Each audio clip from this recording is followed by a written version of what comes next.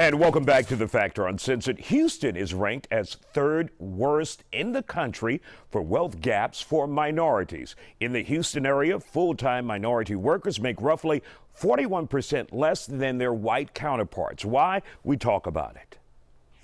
And joining us now here on The Factor Uncensored, our financial experts, Charlotte Stallings and Marc Davenport.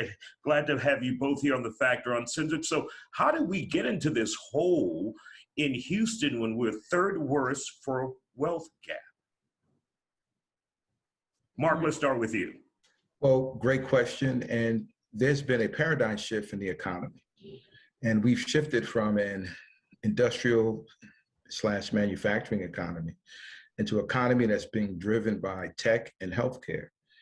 It's projected that 400,000 or 500,000 jobs are going to be leaving the oil and gas industry. So a lot of jobs that people were able to hold on to, raise a family, et cetera, those jobs are going away. So there are a lot of jobs being lost. There are a lot of new jobs being created, but the new jobs that are being created require certain specialties and skills. And so if you're not getting those skills and that type of training, then you're really missing out on the wave. Charlotte, let's bring you into this conversation. From your perspective, how did we get third worst? So I concur wholeheartedly with Marc, and I'm always thinking from the lens of not just women, but especially women. As a woman and a woman who's been in the investment space, and thinking about the fact that there's been this gender gap over time. So it's not just Houston, but if you look at that list, like the three biggest cities throughout Texas. So it's impacting all parts of our state. And so women have historically earned less. That continues to be the state of the situation, 20% earnings gap for women historically. Men have tended to be in those leadership positions, those positions of authority where they can make hiring decisions. And so that is a factor that's also compounded this. Women have started many businesses. Women tend to be the caretakers. We spend more time, sometimes sandwiched even, taking care of our younger children and our adult parents. We're the caregivers. So we're out of the workforce longer and therefore not able to contribute toward retirement. So many different things. So that can contribute to this as well. And Marc, when you take a look at the African-American community, got some work to do, right?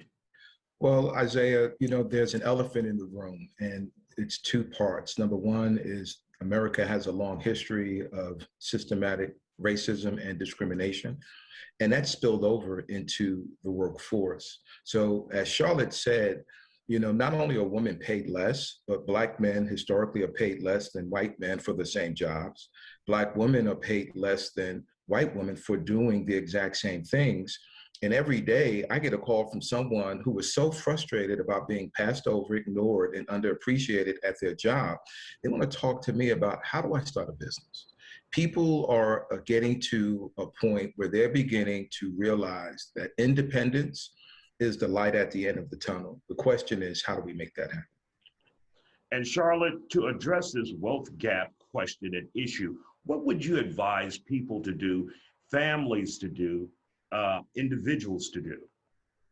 So I love what Marc is saying about business ownership. I mean, that's a way to create real wealth for our families. And so looking at what we can be doing on the outside of, say, that mainstream job that we have to build another stream of income that could ultimately become our main source of income, that's something certainly considered. I would say training, looking at those skill sets that are needed to be able to advance within the organizations where we might currently be employed, or if not employed, looking to be gainfully employed. Look to where you can get training, where there are programs, certifications, whatever that might be, so that we can be in the running for those opportunities. We've got to be prepared. That's critical, and I encourage us all to consider that. Marc, your thoughts on getting ahead?